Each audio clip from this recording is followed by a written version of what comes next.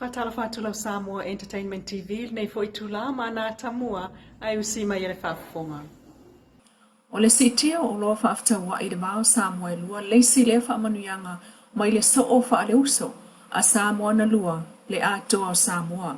Pei fo e Natalia ne aile motu sae i Amerika Samoa i le tele ulana o loa fulisa e pe o pusa moa si upipi ai o suka maisi o loa si i atoa e whaitau se laupa i late o loa ale au whai pisinisi ma o loa tangata taito tasi ma ainga o wha amomoli e utane e le vaa o le Lady Samoa matau nuai le wafui matautu ka itasi le vai aso. O wha manuanga o ngā ruenga wha vai taimi o lo solo ane ai le sapalai o lo si atoa. Pei tai o ta ual tamai tai o le ofisa vaa i Amerika Samoa le tato wha talunanga i staimi le mau atu le sunga vai kardine. E whai o loa la watu i upolu, ai o loa fo o lo la owane mai upolu e tumu ai le vaa. E pei o tangatalo ma o loa mea fale ese. Ai o le whai masioti o loa Samoa, le ana sao noi le minista o tupe. I lunga ofisa wha asala lau le sunga lau timu ia wale se vaa ai. O le matawhai oi le nā le whai o loa o le oka wana o loa le taimi e tawai. Ma ia wha aftai ai le kampania a liki wha ilo manino le atunuu, le mafua anga o le wha le tonu. O le mafua anga ona o afianga le maalufia na afia ai feo i ngā wā o loa. Mai le na o Samoa lo uti ana sapalai mai fafo. O lo wha pēnā fo isia tunu o le Pasifika, o la tau wha au ngā ina au nanga lava ia wa asami. Ai o leisi lea manu lau ti o le tamu whai pēa, o le mtanga renga o wha anga ma whai ngā whai vai wha malie, e pe o na pese ailo na minista la au le maali e toa le utea.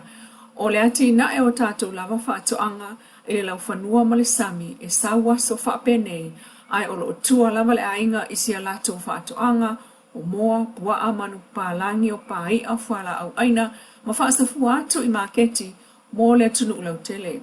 Pei ta ina whaamanatu el minista o tupe i whai o loa, ia muli ta ia le lisi o le tawa o loa, e te tawa na whaapipi i le vaenga o le whala o loa ia i loa e tangata whaatau.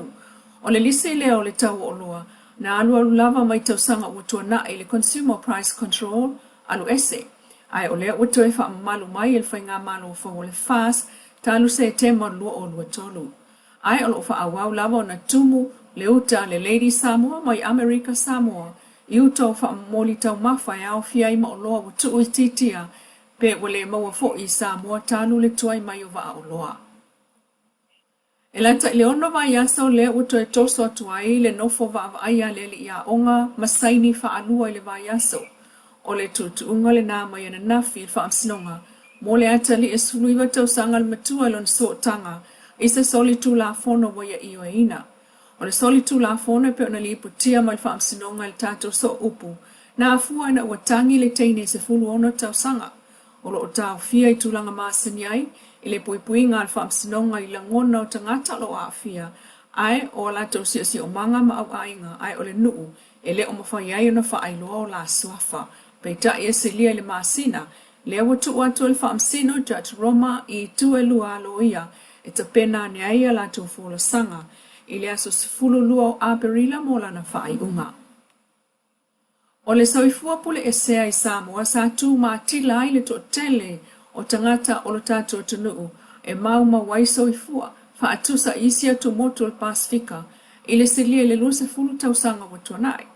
O mafua anga lava mai le nā taimi lea lava e mai tawina pea, e au fiai le vāwha leo ngāli, o le vāwha leo wō, o le whememea i le mafo whau, o a fianga wha tangata mal si o manga o asonei o soifuai. O le toe alia e o le soifua pule e sea il whai unga le vai asona tenei, ma mauma wai le soifua se li talavou, luas fuluona tausanga mai le tuo tane i savai, o fasilingi ai au nanga wha la po tutonga o ngafa mafsosoani, mō tangata o iai a fianga o tā uailunga. Pei tai, i wha maunga le mtanga ruenga o leo e pio nsau no aile sui kom sina mtanga ruenga le masina wha eiu, o le tausanga lua o lua, le sunga papali i Mona Lisa tia i keti, le si itia o leo wha i o soifua mau ma le pule e sea, i wha maunga o le nā taimi lua o lua, sa lua se fulu valu, wha atusa, i le na o se fulu iwa sa iai le lua fes fulu iwa, wala ta i le 5% wha ato teleina o tangata mani liu wha fose il pule e sea, mo ia wha amanatu mai ai, o lo iai wha la po te putonga fsosoni ia te o e be o le wha tā wale ola, Ilana telefoni valu se lau lima whātolu tolu. O le isi no mera wa tele ina tau loto ili to tele. O le valu se lau fitu valu fitu wha al to manga moe popua ngā tia. E matala i le lua se full whai tu la, ai e te vili fua fo i ai mai so se telefoni. O le maliu pule e sea lea mai sa vai, wa lua aiso i fua mau mau whaalavlave tupu whaafua sei. Ile whai ungal vai asu na te nei pe on wha maonia. Ele sui kom sino mtanga luenga o leo le sunga papali. E au fia ili tama lima whaatau sanga, na fia se whaalavlave tau ta avale mai si usenga. Ma tau fia ai e leo le ave ta avale, o se li fast food tau sanga wai lima, o leo le na fo i mta upu. Na toe tolo ile afa ole se fulu lua ile so le mata upu le tofa o lo molia ile leo ile tau pule pule.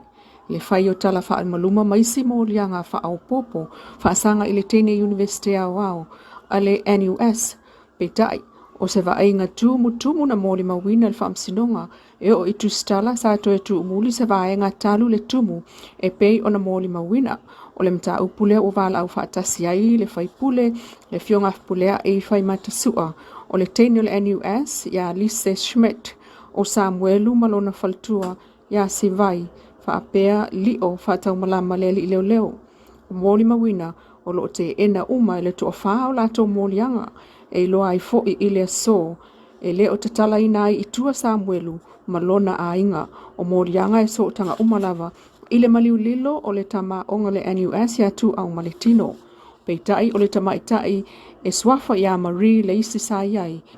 le safa au mea ma Samuelu o tu mai nei le pito leo o Marie lava le na ia tala noa i le wha amalo si na o ia e se tasi o li leo sa whaiala na wha amatalanga o Marie fo i lava le na o le tei o le toolua o Samuelu peitai o Marie lava lea sa no nofo whaatasi malana anti i a Sivai peitai walu ese matu mai ei nei le pito leo o lo te ena le whaipule ia pulea e tu o inga a Marie whaasanga i a te ia o molianga o le tau pule o lo o au fiai ma le leo sinia ia li o whaatau malama o lo o ia te ena foi e o mai il taimi o tātou tala o lo o whaia pēr mta upule nei mai o toe watu ai foi Samuelu i tānu malala mo le aso o le whaamasinonga o lo o talia.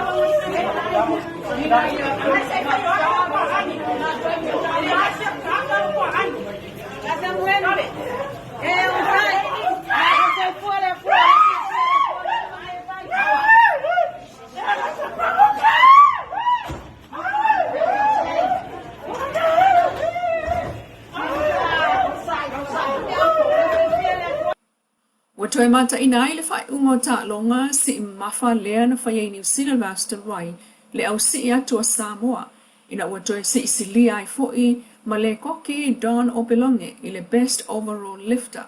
ile Oceania mai au si ai le si foi la sanga o le si o mafa i fa momonga ta longa ma lol ta pulenga mal ta to tulangi se fulu ono pine au loa Samoa na maua tonu siliva ma le apa me mea i tasi ile umane o si mamafa fai tau lia al Oceania sa fai e manukau. Ai o le sa ili ai fo i o tangata e anga maa mo ta alonga le Commonwealth i falani.